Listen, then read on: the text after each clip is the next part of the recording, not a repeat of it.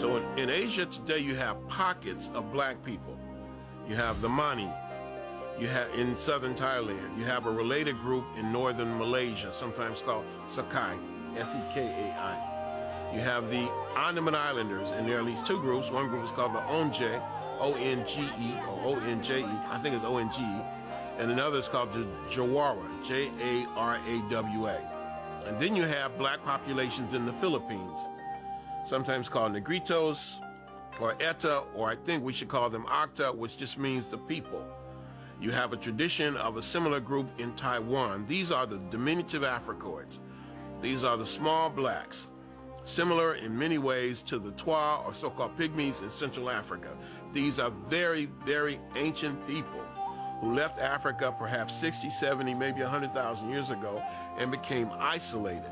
The Padang people, that's a group of people in Asia, and the women have these rings that they wear on their necks that's identical to an African tribe of women in East Africa who wear the same type of rings on their necks. So this just shows that the African-Asian connection is still there. They still carry on some of the African cultures and traditions in certain parts of Asia.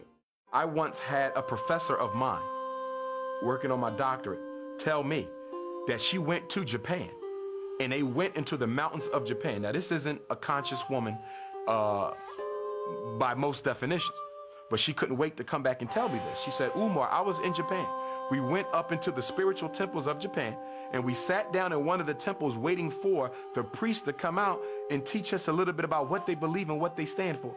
She said, Umar, they walked out of the temples and their skin was just as black as ours. They had gray afros because they were elders.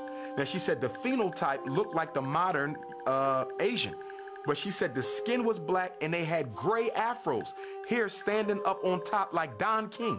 And she said it totally overcame me. They sat down and they began to talk, and she said I couldn't believe these were black men. They were Japanese, but they were black men.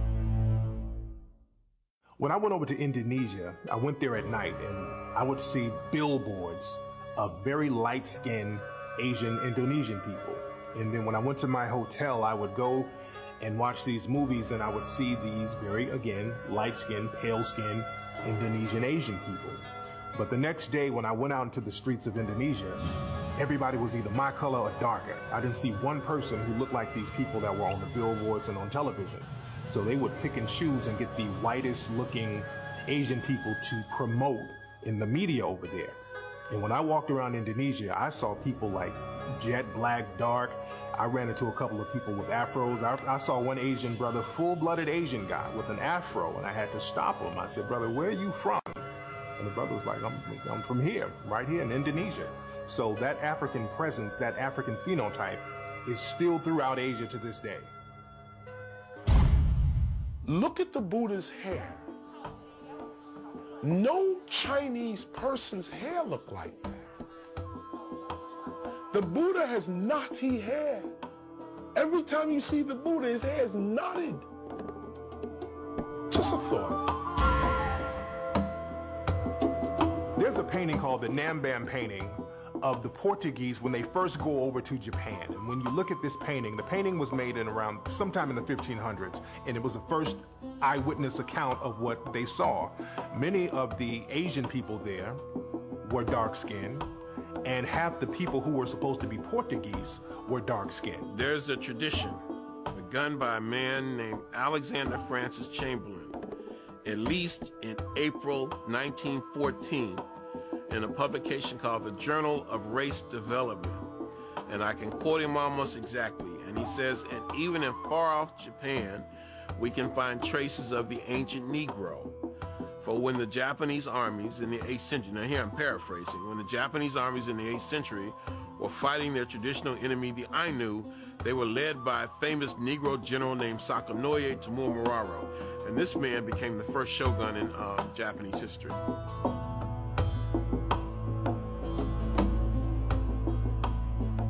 Also in Malaysia, when I went down to Malaysia, I went into the rainforest over there. And it's very difficult to get over to some of these spots. Some of these people there are very secluded. And because they're secluded, they were able to avoid many natural disasters, and they were also able to avoid invasions. So they didn't mix in with some of the invading forces. So they kept their same African phenotype. And if you go to Malaysia, there's a tribe called the Batek tribe. And they look like an African tribe. If you go there, they have woolly hair, African nose, lips, everything about these people looks like an African tribe.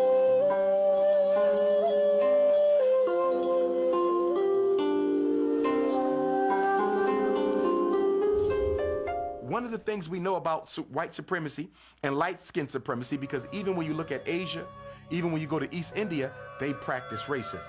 Why? Because all of these places were colonized by the European and their culture infected the people. So one of the things that they do is they also have a tendency to do what? Hide the darker brother.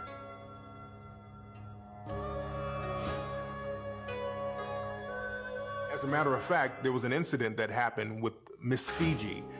They had the Miss World competition, and they chose this woman to be Miss Fiji. And Miss Fiji has more Europeanized features, and the people of Fiji spoke out against her.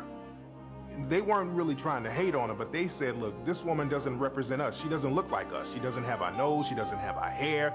And we're very proud of what we look like, and we want somebody to represent us. Because, again, they were trying to use that Europeanized Miss Fiji to bring in tourism and not scare away tourists. But the people spoke out against her. And this just shows that many people around the world, they're proud of their Africoid features.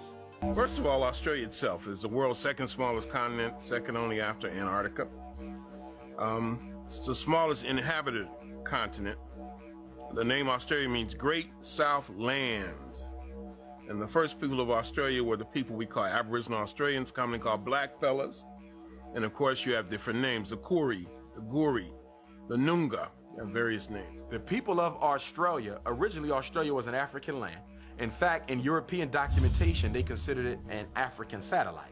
When the British came into Australia and began the mass extermination of African people, they were crystal clear who they were exterminating because they said it. And also we know that right off the coast of Australia was an island called Tasmania, a little island off the coast of Tasmania.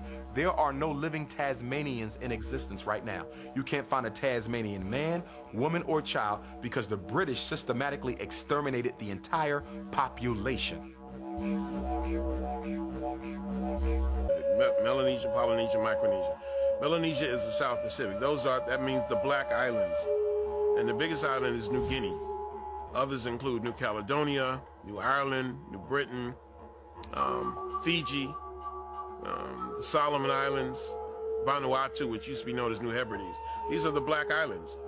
And the people that I've encountered in this part of the world tend to say they come from Africa.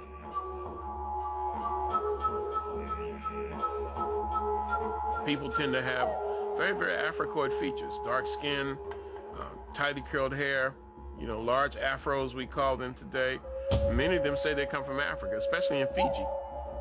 And also in Buka Island. And I ask people, where do you come from? We come from Africa. And they're very matter-of-fact about it. Buka, B-U-K, means black skin. And they have the reputation of being the blackest human beings on earth. So quite naturally, that was where I wanted to lay my head.